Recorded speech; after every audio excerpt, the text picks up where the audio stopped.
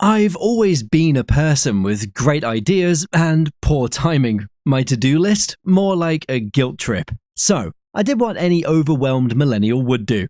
I asked AI if I can fix my procrastination. What it told me was weirdly smart, kind of scary, and a little too accurate. But did it actually work? Here's how artificial intelligence tried to rewire my very human brain, and what happened when it did. Do you think procrastination means we're lazy, undisciplined, or just unmotivated? Well, that's what I believed, at least. But when I asked AI about ways I can stop procrastinating, it said something completely different than popular belief. It told me procrastination is an emotional coping strategy, often rooted in fear, anxiety, or avoidance, and not just a time management flaw. Surprising, right? So, when we avoid a task, what we're really doing is avoiding the feelings tied to it, at the new thing or boredom, the doubts connected to your perfectionism or even imposter syndrome. I feel seen, to say the least. Personally attacked? Yes, but in a really helpful way. Then the AI walked me through a reflection exercise. I was asked about the specific tasks I avoid most and what they make me feel. And most importantly, if I am actively avoiding something, what stories am I telling myself about doing so? To reply to these, I mentioned that emails make me feel overwhelmed, while starting an essay imposes a pressure to be perfect from the get-go. Cleaning, on the other hand, it's completely pointless since it's never-ending. What's the point of organizing my shelves if they'll go back to the same condition within a few weeks? Another cleaning spree, and then another different kind of mess? Tell me if that doesn't sound like an absolute horror show. However tiring it felt, the time I spent reflecting on my habits and where they're coming from changed my outlook. It reframed the entire issue. Turns out it was never about being lazy, but just about my emotional resilience to all these different tasks.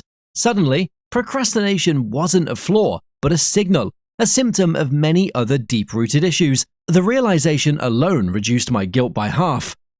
Now that we're done with identifying the root of my delay, the AI came up with strategies I can use to trick my brain to get started with anything. Firstly, it told me about the 5-minute rule. What does that mean? It means that I start anything for just 5 minutes. It's important to commit to showing up for 5 minutes. Nothing more, nothing less. 5 minutes of doing something, even if I don't get close to finishing it. All that matters is that I take the first step. This is based on the Zeigarnik effect, a psychological principle that says our brains remember uncomplicated tasks better than completed ones. Once you start something, your brain will keep nagging you to finish it. So, you become your own supervisor. To follow the rule, I set a timer for 5 minutes and began writing. Did I have a plan? No, but that also means there was no pressure. Just me and my keyboard until I see the 5-minute mark on my phone. Before I knew it, it was long past 10 minutes, and I didn't feel like stopping anytime soon. That's the trick. You don't wait for motivation, you create it by yourself. The next rule that I was introduced to was the 2-minute rule.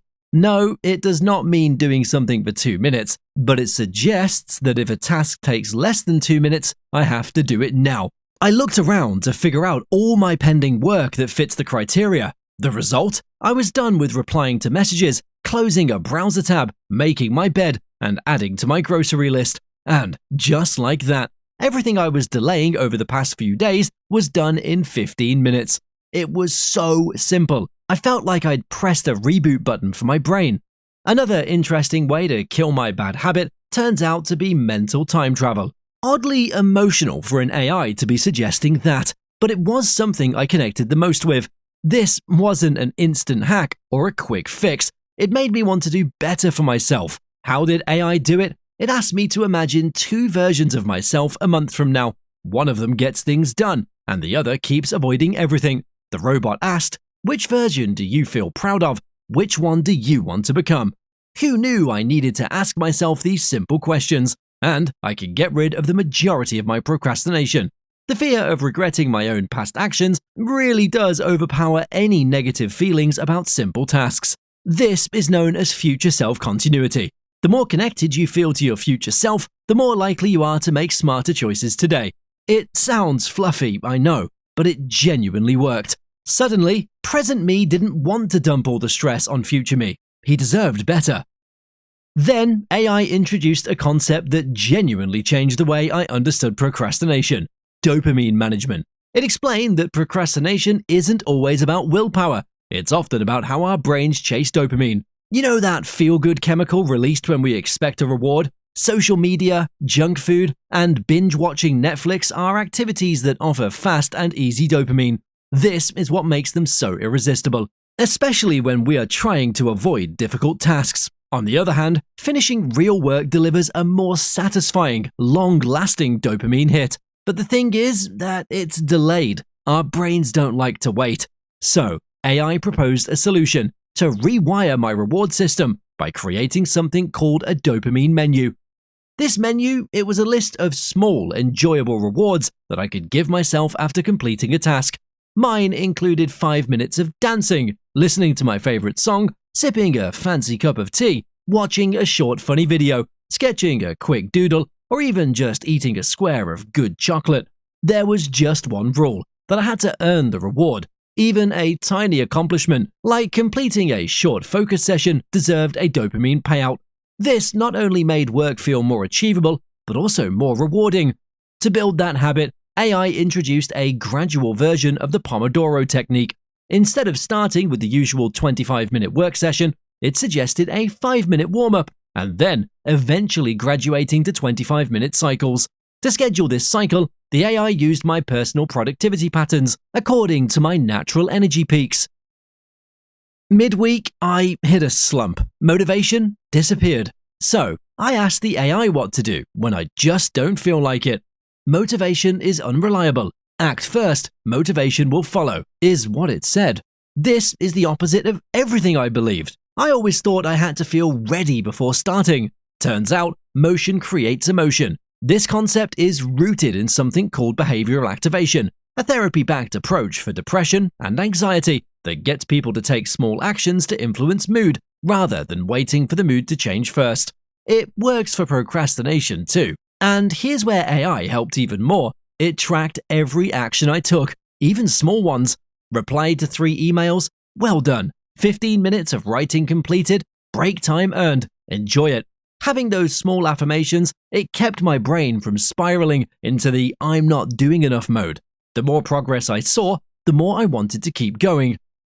On day 4, I crashed. Netflix binge, ignored my tasks, slept way too long. I logged back in expecting judgment, but I was greeted with a weird reassurance.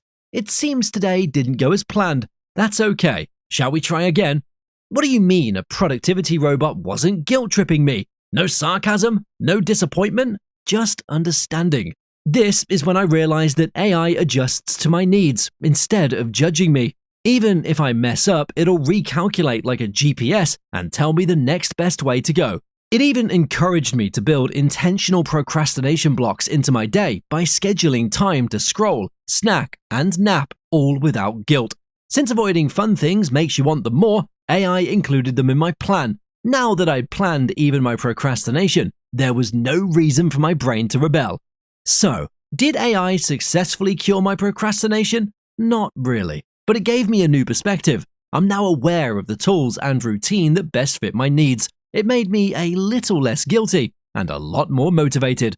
I understand my mismanaged emotions and ways I can still make it work. Don't believe me? Subscribe to our channel and try it yourself. I promise your future self will thank you.